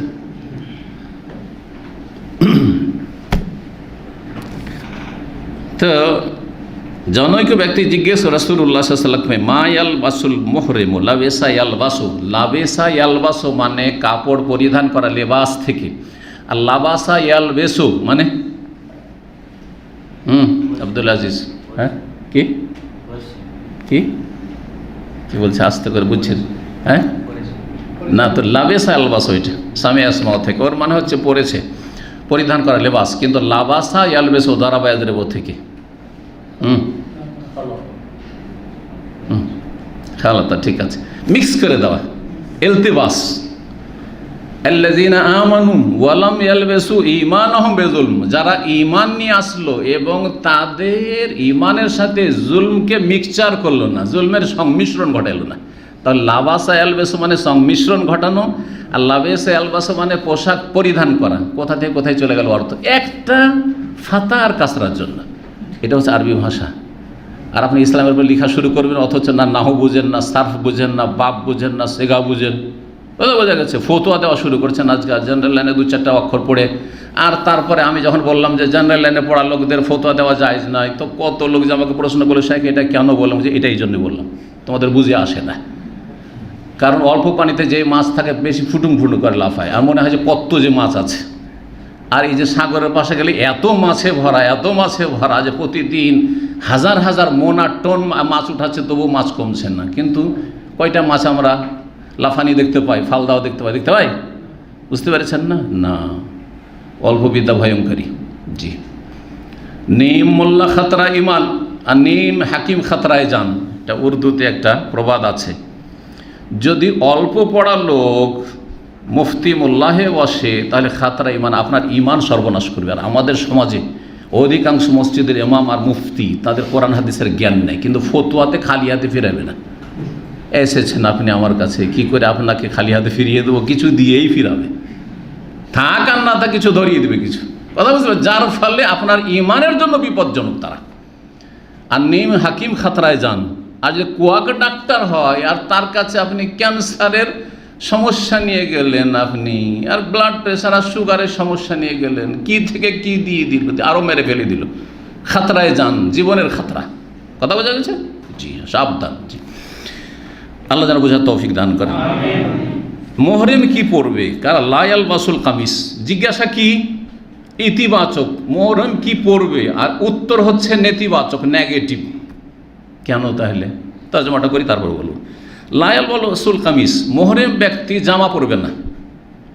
জামা বলতে বোঝা যাচ্ছে শরীরের ওপর ভাগে এমন কাপড় পরবে না যেটা জড়ানো, সেটা আর এখান থেকে ফোকাহারা নিয়েছেন সেলাইকৃত মাখিদ। এই মাখিদ কথা, সেলাইকৃত, এই কথাটি কোনো হাদিসে পাবেন না। কিন্তু এই হাদিস থেকে ইস্তেমবাদ যে কেন জামা পরবে না, যেহেতু জামাতে সেলাই আছে, বোঝা গেছে। তাহলে এমন একটা শব্দ বলে দিই ফেকার ভাষায় যেটা জনগণকে বুঝতে সুবিধা হয়। তার ফেকা কী করেছে, কোরআন হাদিস বোঝাটাকে সুবিধা করে দিয়েছে, সুবিধা করে দিয়েছে। কিন্তু এমন ফেকা মানবেন না যেই ফেকা কোরআন এবং হাদিসের খেলাফ, সহি সহি হাদিসের খেলাফ, এবার বোঝা গেছে। সেই ফিক অবশ্যই মানবেন যেই ফিক কোরআন হাদিস সম্মত, সেই ফিকের নাম তো দিনের জ্ঞান। সেই ফিক যার কাছে সেই তো আলেম। আর যে বুঝে না দিন, ফিক মানে বুঝা, যে বুঝে না সে কী করে আলেম হইতে পারে? জি। তো জামা পরবেন না। আর কি পরবেন না? ওয়ালা সারাবিল, সিরওয়াল, পায়জামা পরবেন না। পায়জামা বলে বোঝাতে হচ্ছে নিচের শরীরে যে কোনো এমন পোশাক যেটা সেলাই করা আছে, মানে যেটা জড়ানো, সেটা পায়জামার আকারে হোক, সেটা ফুল প্যান্টের আকারে হোক, সেটা হাফ প্যান্টের আকারে হোক, আর সেটা লুঙ্গির আকারে হোক। সেই লুঙ্গি যদি বাঙালি লুঙ্গি হয়, কেরালা লুঙ্গি নয়, তাহলে জায়েজ নয়। কেন বুঝেন? বাঙালি আর কেরালা লুঙ্গিতে পার্থক্য। বাঙালি লুঙ্গি মানে সেলাই করা আছে, মানে জড়ানো আছে, জড়ানো আছে, সুতরাং এটা জায়েজ নয়। এহরাম অবস্থায় কেউ বাঙালি লুঙ্গি পরবে, সেটা জায়েজ নয়। কিন্তু বাঙালি লুঙ্গিকে ছিঁড়ে আপনি দুটুকরো করে দেন, দিলেন একবারে ছিঁড়ে, আর কেরালা লুঙ্গি বানিয়ে আপনি চাদরের মতো, এরকম তো জায়েজ কি না? ধরেন এমন পরিস্থিতি আপনার কাছে এহরামের কাপড় নেই, আরে তো টাকাও নেই যে আমি নতুন কাপড় কিনতে যাবো, অথবা আমি গরিব মানুষ, কেন বা কিনতে যাবো? অসুবিধা নেই, লুঙ্গিটাকে ধরলেন না, ছিঁড়ে সেলাই করার লুঙ্গি, বাঙালিকে তোকে কেরালা বানিয়ে দেবো এক্ষুনি, দিলেন কেরালা লুঙ্গি বানিয়ে, অসুবিধা নেই, জায়েজ। তাহলে একটা প্রশ্ন আরও থেকে যায় যে লুঙ্গি তো আর সাদা হয় না, শেখ আপনি বলছেন লুঙ্গি দিয়ে এহরাম বাঁধতে, হ্যাঁ, তো এর উত্তর কী হবে? সাদা কাপড়ে এহরাম বাঁধা ফরজ ওয়াজিব? এটা কিন্তু অনেকে বুঝে না, বরং অধিকাংশ মুসলিম বুঝে না। এহরাম মানে সাদা কাপড়, এহরাম মানে কি? না না না, এহরাম সাদা কাপড়ে বাঁধা হচ্ছে সুন্নাত মুস্তাহাব, সুন্নাত মুস্তাহাব। সুন্নত কাজ করলে ভালো, না করলে নাজায়েজ নয়।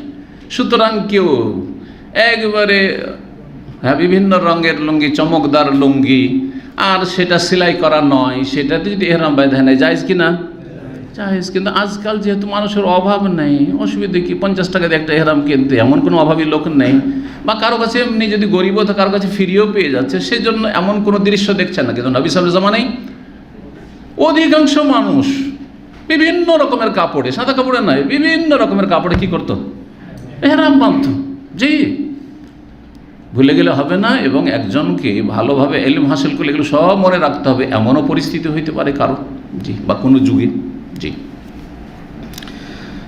সিরওয়াল, পায়জামা পরবে না। ওয়ালাল বুরনুস, বুরনুস পরবে না। বুরনুস কি জিনিস? বুরনুস হচ্ছে এমন জামা যেই জামার সাথে টুপি জড়ানো থাকে বা মাথা ঢাকার ব্যবস্থা থাকে। দেখেছেন এরকম জামা, জুব্বা?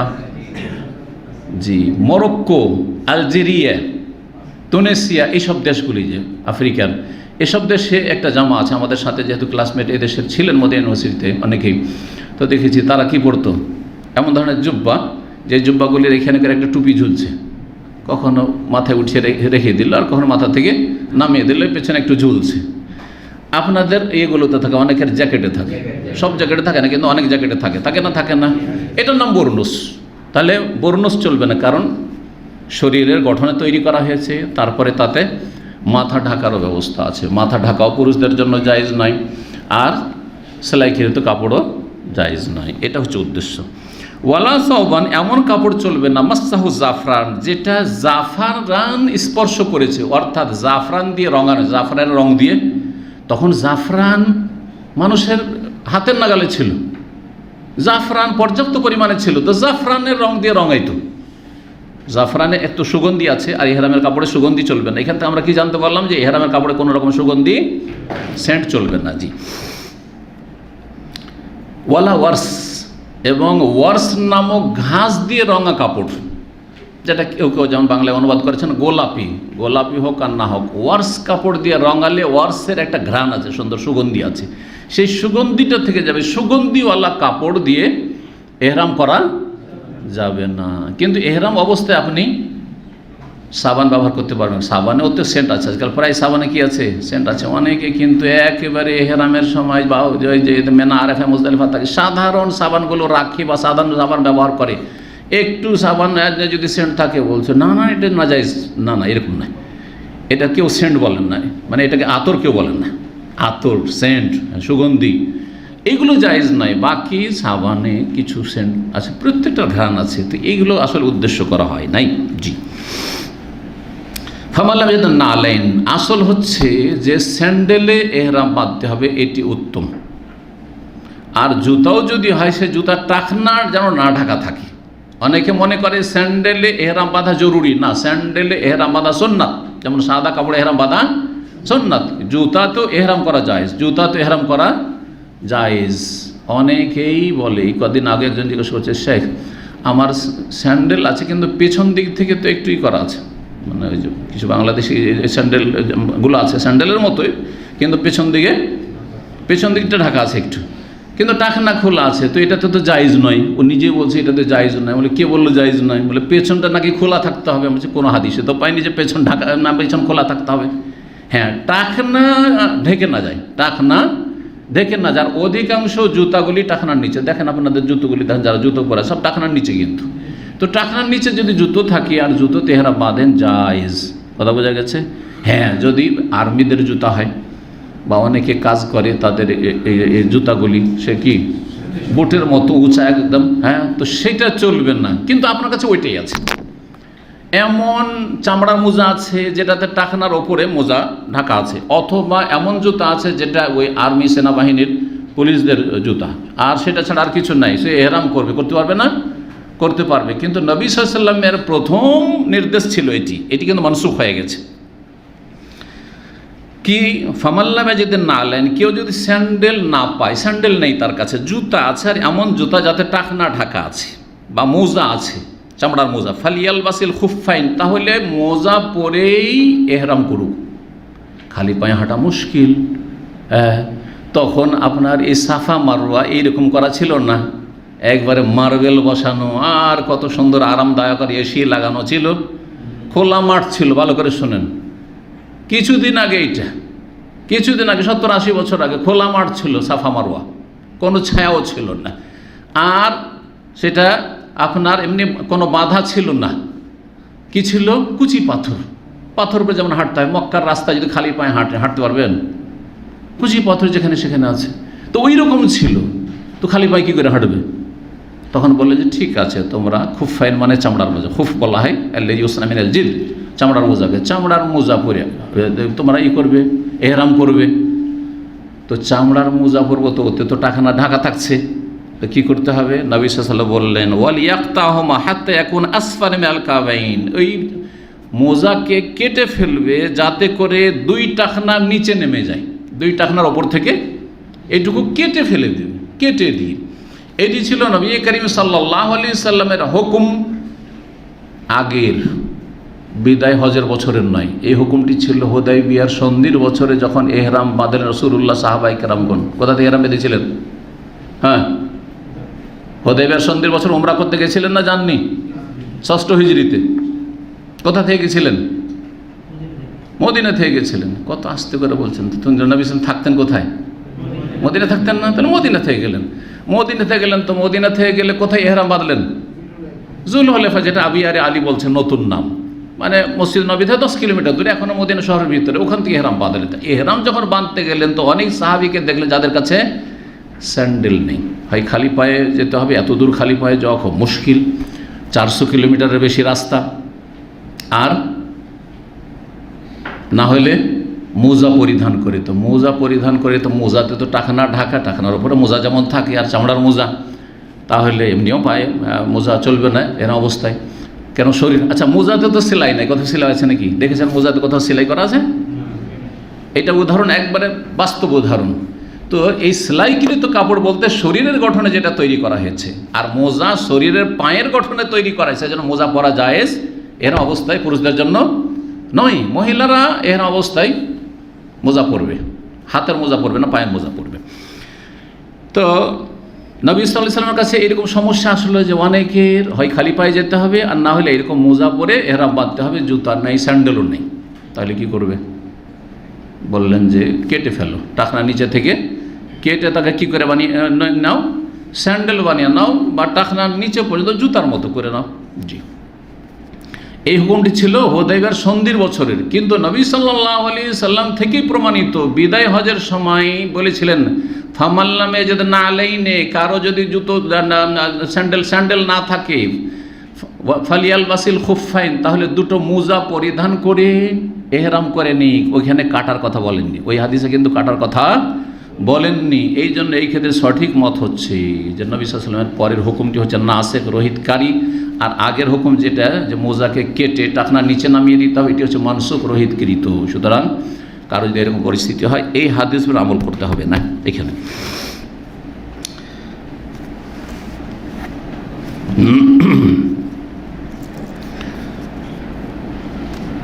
আজকে খুব অল্পই পড়া হলো। আরেকটা অধ্যায় আমরা আলোচনা করিয়ে দিই, কি হচ্ছে তাতে বলছেন যে 10 নম্বর অধ্যায় বাবুন মায়াস্তরু মিনাল আওরাহ।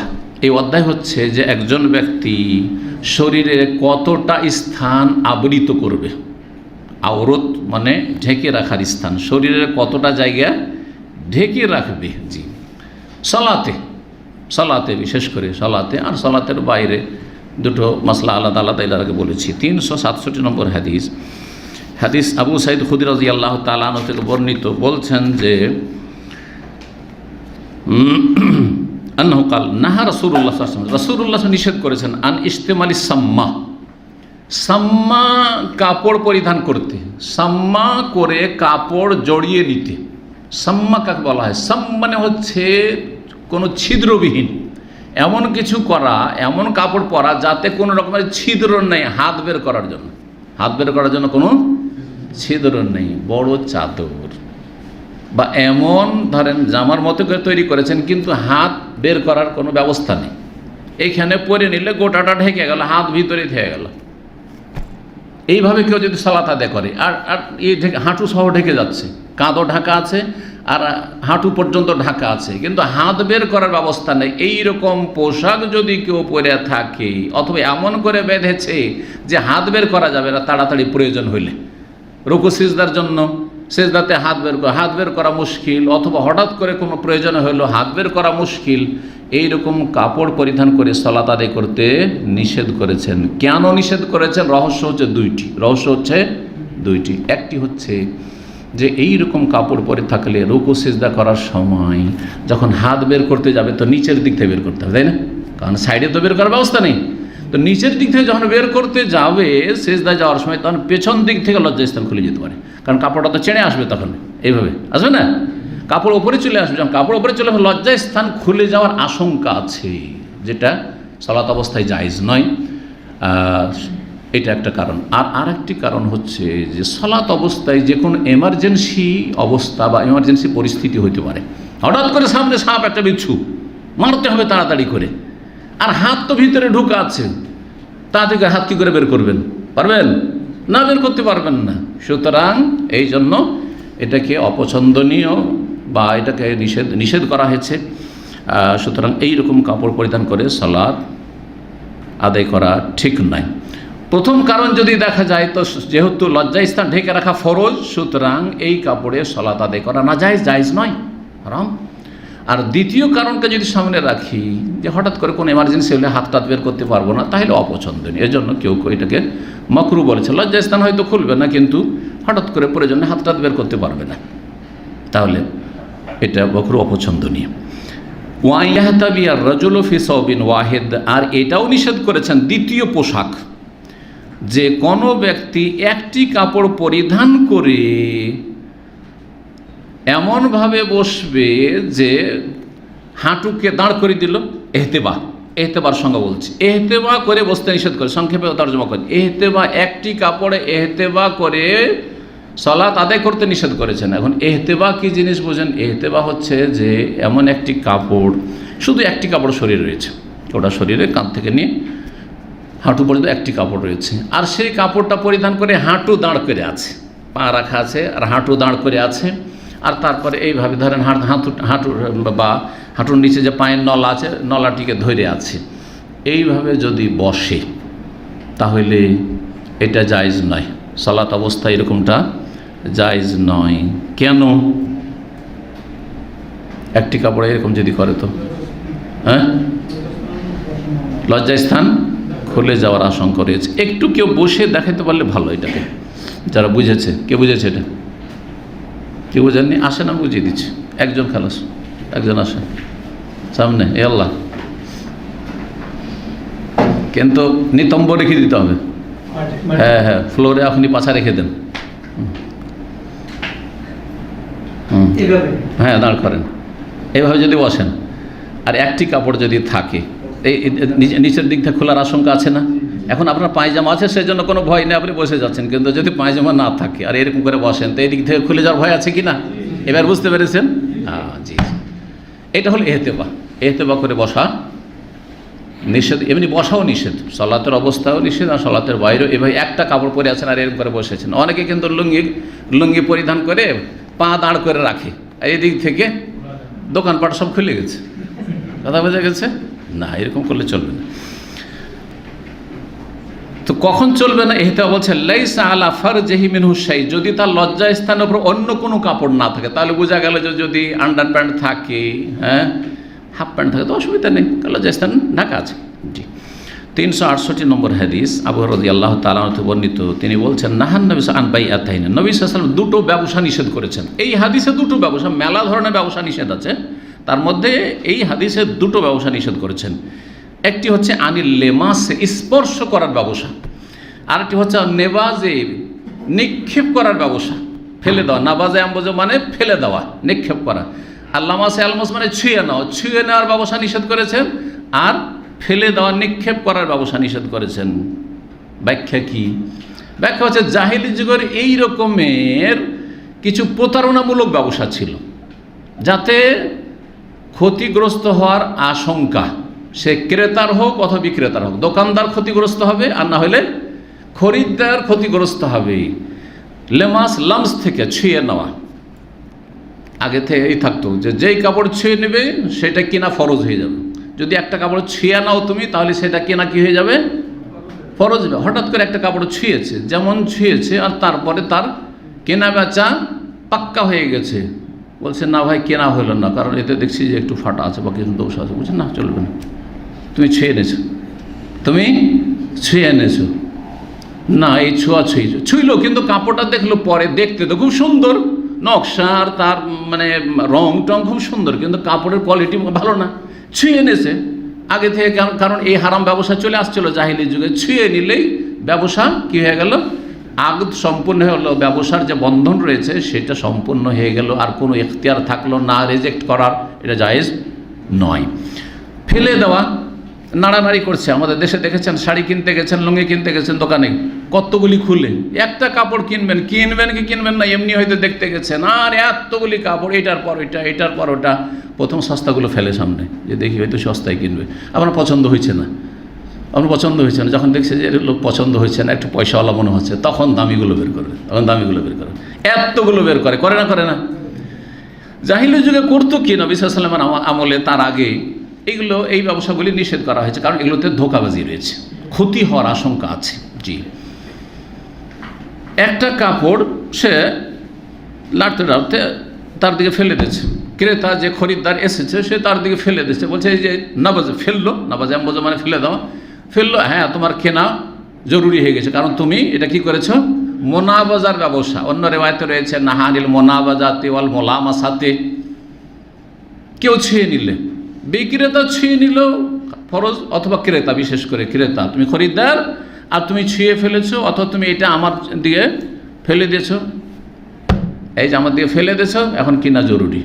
আমরা অনেক সময় না, এটা লাগবে না, লেন, এটা লেন, দেখান, অন্যগুলো দেখান। না, যদি তুমি আমার দিকে ফেলে দিয়েছো, কিনা ফরজ হয়ে গেছে, তোমার নিষেধ করেছে। ওয়াইয়াস্তামেলা সাম্মা, আর সাম্মা পরিধান করতে, সাম্মার তফসির হয়েছে না, এমন কাপড় পরা যাতে এমন কোনো ছিদ্র নেই হাত বের করার জন্য।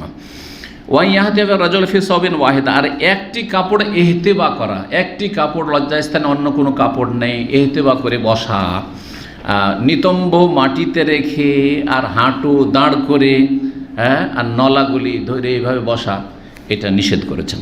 জি।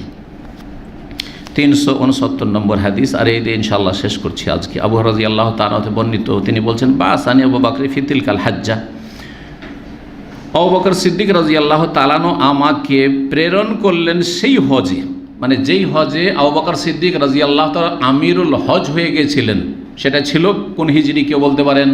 সিরাতুন নবীর ঘটনা, হ্যাঁ, 9ম হিজরি। দেখেন, 8ম হিজরিতে মক্কা বিজয় হলো। মক্কা বিজয় হওয়ার পরেও কিছু কুসংস্কার কাফের মুশরিকদের থেকে গেছে।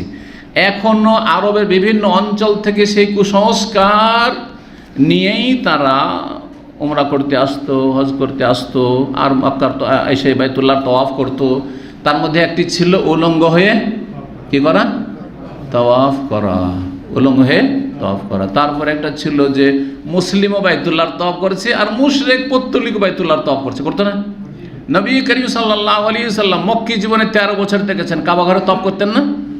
তিনিও তাওয়াফ করতেন, এদিকে আবু জাহালও তাওয়াফ করছে, আবু লাহাবও তাওয়াফ করছে। ছিল না? ছিল না? এটা মক্কা বিজয় পর্যন্ত চলেছে, মক্কা বিজয় পর্যন্ত চলেছে। তারপরেও কেউ কেউ আসতে পারে, কারণ মক্কা বিজয় হয়েছে, তারপরে তো সমস্ত দেশ থেকে আরও উপদ্বীপ থেকে মুশরিক শেষ হয়ে যায়নি, আছে তো বিভিন্ন এলাকায় মুশরিক, আর ওদেরকে বাধা দিবে কি? আসতে আছে। তো 9ম হিজরিতে রাসূলুল্লাহ সাল্লাল্লাহু আলাইহি ওয়াসাল্লাম আবু বকর সিদ্দিক রাদিয়াল্লাহু তাআলা আনহুকে আমিরে হজ করে পাঠালেন, হজের দায়িত্বশীল করে পাঠালেন, যে তুমি যাও এই বছরে হজের দায়িত্বশীল হয়ে। এবং তার সাথে তার পরে পরে আলী রাদিয়াল্লাহু তাআলা আনহুকে নিজের বংশের পাঠালেন সূরা তওবার আয়াতগুলি শুনিয়ে শুনিয়ে ঘোষণা করার জন্য মেনা, আরাফা, মুজদালিফায়, যাতে করে এই আয়াতগুলি শুনে নেই আর আগামী বছর থেকে কোনো মুশরিক কাফের এই মক্কা নগরীতে প্রবেশ না করে। কারণ মক্কা নগরী প্রবেশ করার জন্য একটা ভিসা লাগবে, যেমন বিভিন্ন দেশে ঢোকার জন্য ভিসা লাগে না? লাগে না? এখন ওই দেশে যদি যে কোনো দেশে আমাকে ঢুকতে দেবেন, আপনাকে ঢুকতে দেবেন না, যদি বলি যে না এটা মানবাধিকার লঙ্ঘন, তাহলে আমার কথা ভুল না? ভুল নয়? অবশ্যই ভুল। ওরা বলবে যে আমাদের দেশে ভিসা স্টাম্পিং করেন তারপরে আসেন, বলবেন না? অধিকার আছে কি নেই? তো তাদের যদি অধিকার থাকে যে আমাদের দেশে আসলে ভিসা লাগিয়ে আসতে হবে, না হলে আসতে দেবো না, বর্ডার আছে আমাদের, দেশ আমাদের, তাহলে আমাদের ইসলামেরও অধিকার আছে। 14 বছর আগে থেকে এটা বলা হয়েছে যে এমন একটি পৃথিবীতে আল্লাহর জমিন আছে, যেই জমিনে একমাত্র মুমিন, মুওয়াহহিদ, শিরক মুক্ত, কুফরি মুক্ত ব্যক্তি প্রবেশ করতে পারে। সুতরাং সেখানকার একটা ভিসা লাগবে। আসলে মক্কা নগরীতে প্রবেশ করলে ভিসা লাগবে। সেই ভিসার নাম হচ্ছে ইসলাম, সেই ভিসার নাম হচ্ছে তৌহিদ, সেই ভিসার নাম হচ্ছে লা ইলাহা ইল্লাল্লাহ। কথা বোঝা গেছে না? তোমাদের অধিকার আছে। কারণ অনেকে প্রশ্ন করে কেন আমাদেরকে মক্কায় ঢুকতে দেওয়া হয় না? খুব সহজ। আর তোমাদের ভিসার জন্য কত হয়রানি করো, আর তারপরে ইন্টারভিউ দিতে হয়, এমবেসিতে উঠতে হয়, আর তারপরে তোমরা রিজেক্ট করে দাও। আমরা তো রিজেক্ট করবো না। এসে বলো যে আশহাদু আল্লা ইলাহা ইল্লাল্লাহ ওয়া আশহাদু আন্না মুহাম্মাদান রাসূলুল্লাহ, আর তারপরে আমরা ইসলামিক সেন্টার থেকে একটা পেপার লিখে দিচ্ছি, টেম্পোরারি তোমাকে এফাদা সার্টিফিকেট, আর তুমি এক্ষুনি তুমি বেরিয়ে চলে যাও, তোমাকে রাস্তায় কেউ কিছু বলবে না, তোমার পাসপোর্ট অমুসলিম হইলো, চলে যাও। আছে না? নেই? বাস্তব। এত সহজ কথা বুঝে আসে না? যুক্তি, আজকাল যুক্তির যুগ, যুক্তিতে মুক্তি খুঁজে এই ক্ষেত্রে যুক্তি দেবে না। আল্লাহ যে বলেছেন যে ফালা ইয়াদখুল মাসজিদাল হারামা বাদা আমিহিম হাযা, এই বছর পরে কোনো মুশরিক প্রবেশ করবে না। তো যদি কেউ বলে অমুসলিমরা অথবা অনেক নাস্তিকরা বলে থাকে যে এটা তো অবিচার হচ্ছে, যে মক্কায় কেন ঢুকতে দেওয়া হবে না, তো এই করতে দেওয়া হবে না, হ্যাঁ এটা ভিসার ব্যাপার আছে। আল্লাহ চান না যে সারা পৃথিবীকে শিরক কুফরিতে নাপাক করে দাও। কমপক্ষে একটা ক্ষুদ্র জমিন থাক, যেই জমিনটি শিরক কুফরি থেকে সবচেয়ে বড় অপরাধ থেকে মুক্ত থাক, আর সেটা হচ্ছে মক্কাতুল মুকাররমা, হুদুদ হারাম। বুঝতে পেরেছেন? কারণ শিরক দিয়ে, কুফরি দিয়ে, কবর মাজার পূজা দিয়ে আর মূর্তি পূজা দিয়ে নাপাক করে রেখেছো।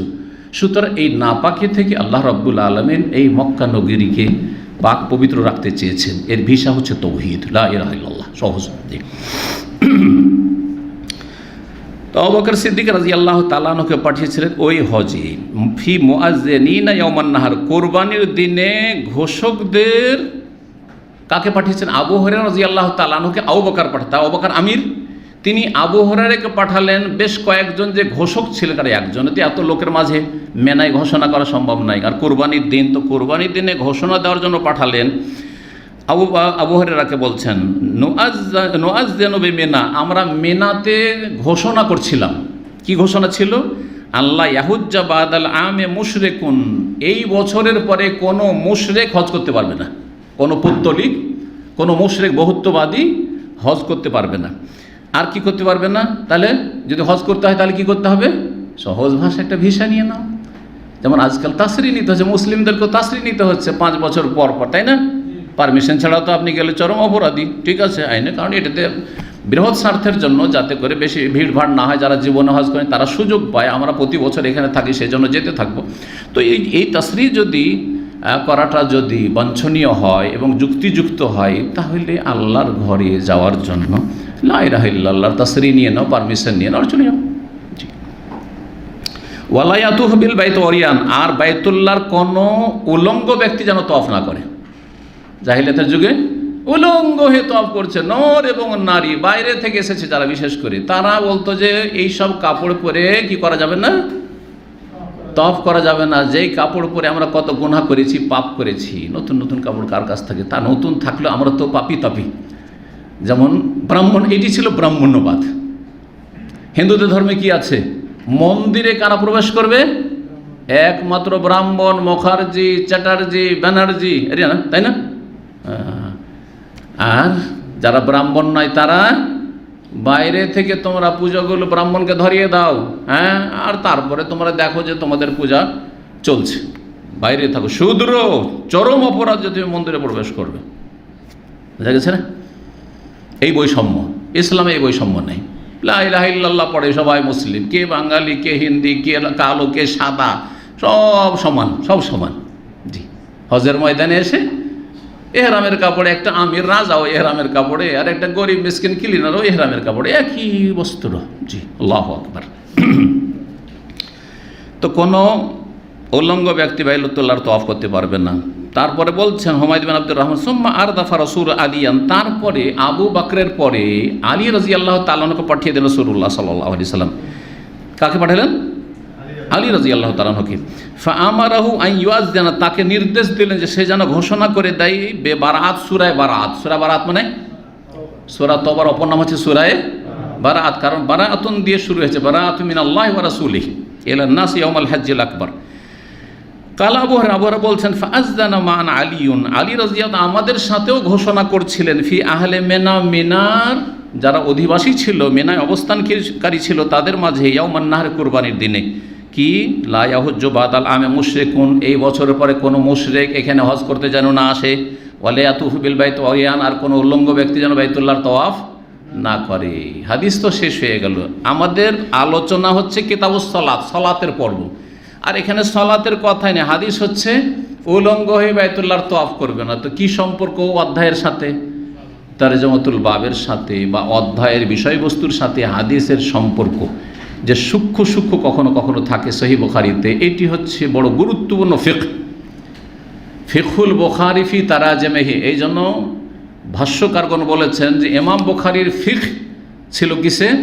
তার তরজমাতুল বাব অধ্যায়ে, যে অধ্যায়ের সাথে হাদিসকে সম্পৃক্ত করতে পারলো, যে কী সম্পর্ক, কী রিলেশন আছে, সে তাহলে বুখারী বুঝতে পেরেছে, আর না হলে বুখারী বুঝতে পারেনি। কি সম্পর্ক বলেন? আমাদের পর্ব হচ্ছে সালাত, আর এখানে হাদিস হচ্ছে কিসের? বাইতুল্লাহর তওয়াফ করা সম্পর্কে। কি সম্পর্ক হইতে পারে? যে বলবেন হাত তুলেন। হ্যাঁ, সালাতে পোশাক লাগবে। তো সালাতে তো শব্দ আসেনি, বাইতুল্লাহর তওয়াফে পোশাক লাগবে। এই হাদিস প্রমাণ করে যে বাইতুল্লাহর তওয়াফে কি লাগবে? পোশাক লাগবে। সালাতের কথা কোথায় আসলো? না, এটাকে বলা হয় যে যদি বাইতুল্লাহর তওয়াফ করতে পোশাক লাগে, উলঙ্গ হয়ে তওয়াফ করা জায়েজ না হয়, তাহলে এই বাইতুল্লাহর তওয়াফের চাইতে গুরুত্বপূর্ণ ইবাদত, অনেক গুরুত্বপূর্ণ ইবাদত হচ্ছে সালাত, নামাজ। সুতরাং সালাত অবস্থায় কি করে তোমার উলঙ্গ অবস্থায় বা সতর না ঢেকে, রান না ঢেকে কি করে সালাত হইতে পারে? বোঝা গেছে? এটা হচ্ছে বেতারিকিল আউলা, হ্যাঁ, যেটাকে বলা হয় যেমন বলা হয় যে যদি আমি একে যদি এই সুযোগ দিতে পারি তো একে কেন দেবো না? এ তো আরও বেশি পায়। করি না আমরা এরকম? যে এই ব্যক্তি যদি এখানে বসার সুযোগ পায় এই ব্যক্তি, তাহলে এ কেন পাবে না? তুই ওর চাইতে বড় ব্যক্তি, ঠিক না? ঠিক ওই রকমই বাইতুল্লাহর তওয়াফে যদি কাপড় লাগে, কাপড় ছাড়া সতর ঢাকা ছাড়া বাইতুল্লাহর তওয়াফ চলবে না, তাহলে সালাত তো তার চাইতে বেশি গুরুত্বপূর্ণ, সেখানে তো অবশ্যই কাপড় লাগবে। এইভাবে। ওয়া সাল্লাল্লাহু সাল্লাম নবিয়ানা মুহাম্মদ ওয়া আলা আলিহি ওয়া সাহবিহি আজমাইন।